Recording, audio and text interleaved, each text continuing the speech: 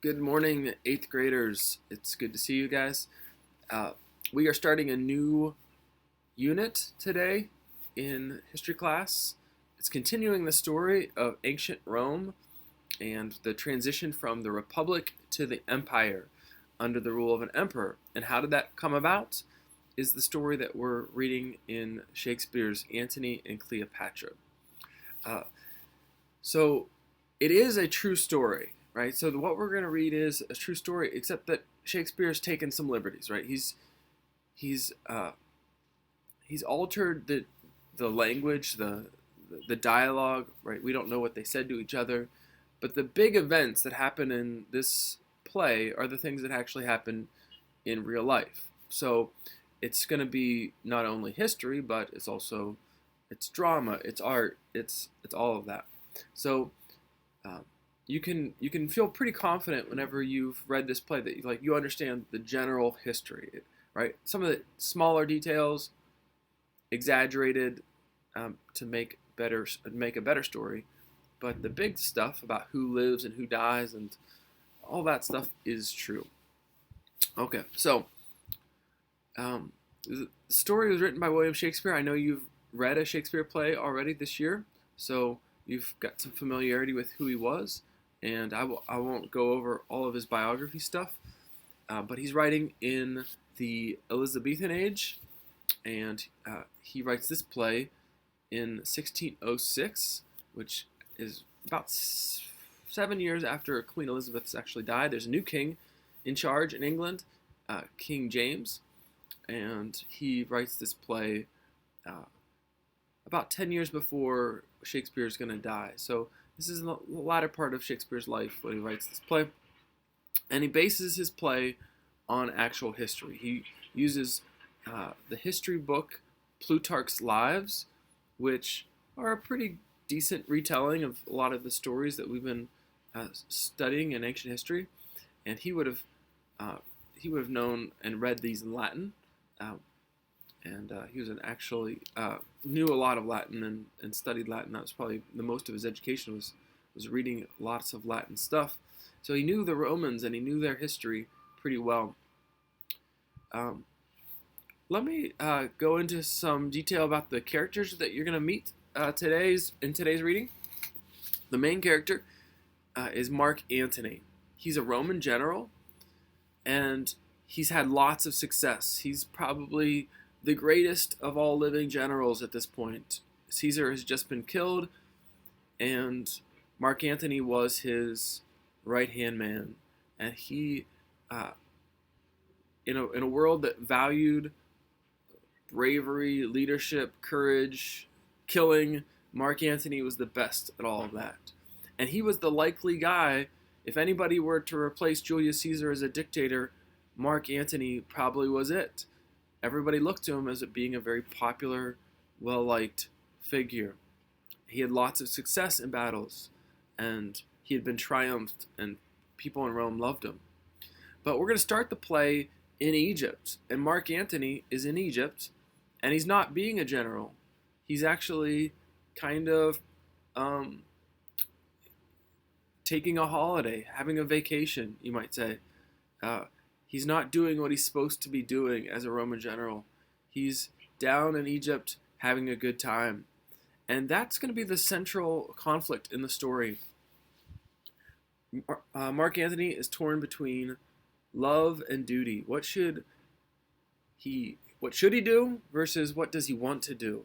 He wants to stay in Egypt and be with Cleopatra, this woman that he's obsessed with, and he knows what he should do is go back to Rome and do the things that Roman generals should do, and things that are expected of him to do. So that's going to be what you see is that I think one of the main conflicts in the story is what Mark Antony wants to do versus what he should do as a Roman general. Obviously, the other main character, Cleopatra, her story is kind of complicated, and history has not been necessarily so kind to her. They've often portrayed her as this woman who kind of manipulates men to get what she wants, but I think the real story is probably a little bit different, and I think there's been a lot of good research lately about her and her family's life. So she comes from the line of the Ptolemies. So these are the Greek people who took over after Alexander the Great um, died. The kingdom was split up into 3 or 4 different parts. Her family takes control of the Egyptian part. Those are the Ptolemies, and she's the last of the Ptolemaic pharaohs. And uh, what's strange about her life is that she was always kind of like the underdog. Probably most people wouldn't have considered her a likely candidate to become a pharaoh, but she becomes a pharaoh by playing the politics of Egypt. She had to compete with her sisters for power. She competed with her own brother, who also was her husband. We remember that the Egyptians often married brothers and sisters together. We remember that from the beginning of history class this year. So she's married to her brother, and her brother and her kind of fight, and there's some betrayal there, and Cleopatra stays in power, and her brother gets kicked out of power.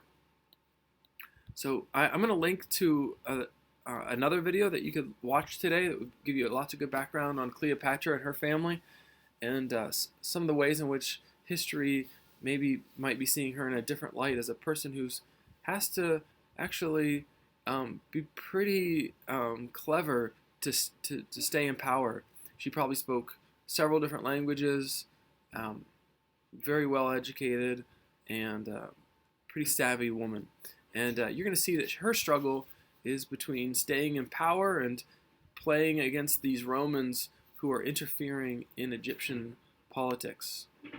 The 2 other main characters, Octavius and Lepidus, these are the other 2 parts of the 3 parts of the tripartite, the triumvirate. Octavius is the adopted son of Julius Caesar, and Lepidus is a high priest, the Pontifex Maximus, I think is how you say it. Yep. Anyways, he is the weakest of the triumvirate in this play. Maybe at the start of it, we might say Octavius is, but he's pretty savvy as a politician, and we're going to see him making lots of maneuvers to oust Mark Antony out of power to become the sole power in Rome. So these 2 guys you'll see eventually in the story, but not in Act 1, scenes 1 to 3, the ones that we're reading for today. So here's some tips for reading Shakespeare. The biggest one is sometimes you're going to have to reread. Sometimes you'll just, I didn't understand that, and you'll need to go back and reread. And if we were in class reading it together, we could stop and make sure we understood everything. Here is going to be a little bit more difficult. You'll have to just be honest and say, I didn't understand that last page, and figure it out. And how are you going to figure it out? Well, there's a couple of things that I've shared with you that will help you. You can read the translation that they have on No Fear Shakespeare Spark Notes will help. Sometimes reading a summary of what's going to happen before it happens in like a Spark Notes or Cliff Notes kind of thing is okay, so long as you don't substitute it for actually reading. And some things you just won't understand. You'll also have to just admit that, I just don't exactly know what's going on, and that's okay. I don't understand everything that's going on in Antony and Cleopatra either, and I've read it 5 or 6 times now. And so there's some things that I don't understand that word or that phrase, and it's okay. You'll still understand the big stuff that's going on, even if you don't understand every little phrase that someone says. So I've got lots of links that I'm going to put in this video that I would say would help you. You can watch the whole play on YouTube. So I'm going to link to a version of the play online. I would say it'd be good to have your book out and read along with the play. Then you'll hear the different actors acting it out. That's the way it was meant to. Plays are meant to be seen. So watch it. Instead of just reading it, we can watch it. And that's a great thing that now that we're on computers, we have an advantage. We can watch it instead of just reading it. So let's do that. Also, you can listen to it while you read. Those are going to be things that might help you out. So today, what is our goal? Our goal is to read Act 1, Scene 1 through 3.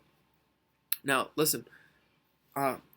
Act 1 in all of Shakespeare's plays is exposition. What is exposition? Well, in the plot diagram that I'm sure you guys are familiar with, the beginning part of all stories is where you just lay out the background. Who's who are the characters, where are they at, what are the surroundings, and you just get information about the world that you're living in this story. You might start to see beginnings of a conflict in Act 1, but really the conflict is going to really kick into gear in Act 2 and get that rising action into Act 2. So Act 1 here is going to be laying out some of the characters and figuring out who's who in the story. So today's reading, you'll see some of the characters that are going to be popular in our reading, the main characters, and just get a feel for the world of Egypt in this particular act. All right. Happy readings. Tomorrow we'll talk and we'll see what we understand and what we need help with in tomorrow's Zoom lesson. All right. See you guys. Bye.